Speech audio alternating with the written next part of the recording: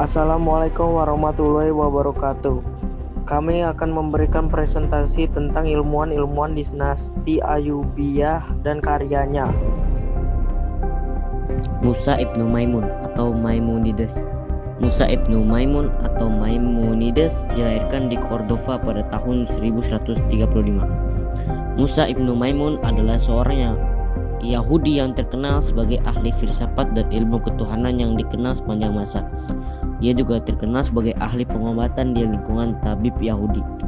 Maka ketika di Kairo, Musa ibnu Maimun menjadi dokter pribadi Salahuddin al-Ayyubi dan anaknya.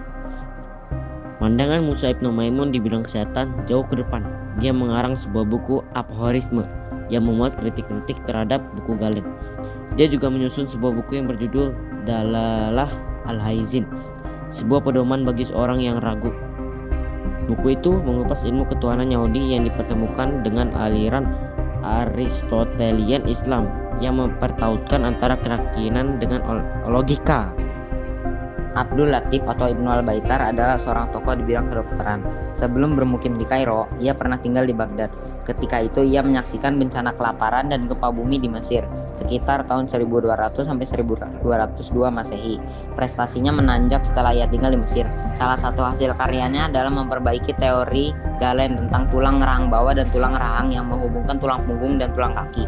Spesialisasi Abdul Latif adalah sebagai seorang dokter hewan dan sesuai dengan namanya, dokter hewan asal Eropa banyak yang belajar kepada Ibnu Al-Baitar. Ia sering mengadakan penelitian tentang wabah penyakit untuk menciptakan ramuan obat.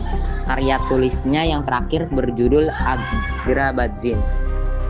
Adapun tulisan yang cukup terkenal adalah tentang kumpulan obat-obatan mudah. Buku itu memuat 1400 macam tumbuh-tumbuhan yang dapat diramu menjadi obat berasal dari ramuan kuno bangsa Arab.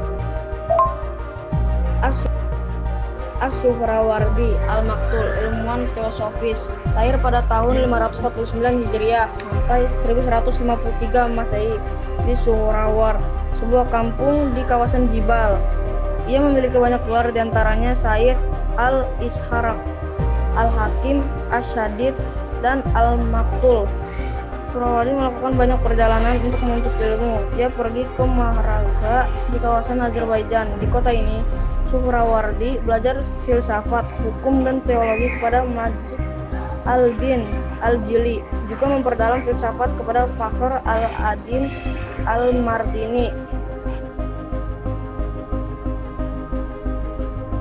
Setelah itu, pengembaraan Suhrawardi berlanjut ke Persia, pusat lahirnya tokoh-tokoh sufi. Di sini Suhrawardi tertarik seorang sufi sekaligus filosof. Ajaran tarekat Suhrawardi dalam kitab Awarif al-Ma'rif dibahas tentang latihan rohani praktis, terdiri dari ma'rifah, fakhr, tawakal, mahabbah, fana. Suhrawardi mendapatkan gelar Al-Maktul yang artinya terbunuh karena mendapatkan fitnah dari sebagian orang yang menuduhnya telah mengajarkan akidah yang sesat, dan akhirnya dihukum mati oleh Pangeran Az-Zahrir, putra Sultan Salahuddin al-Ayyubi, atas desakan dari beberapa pihak. Ibnu Alaihim, sejarawan Mansyur. Nama lengkapnya Kamaluddin Abu Al-Qasim Umar bin Ahmad bin Haibatullah bin Abi Jaradah Al-Aqil. Berasal dari Bani Jaradah yang bermigrasi dari Basarah ke Aleppo karena wabah penyakit. Sejak tahun 616 Masehi sampai 1219 Masehi, mulai mengajar di Aleppo. Setelah mengalami berbagai pengetahuan di Aleppo, Baitul Maqdis, Damaskus, Hijaz, dan Irak. Karya-karya Al-Adhim diantara Zum Al-Habat Tarik Al-Abah, Buk Hidayah At-Talib Faktari tentang sejarah Aleppo yang disusun secara alfabetik, terdiri dari 40 juz atau 10 jilid. Al-Adhim ke Kairo hingga wafat ketika tentara Mongol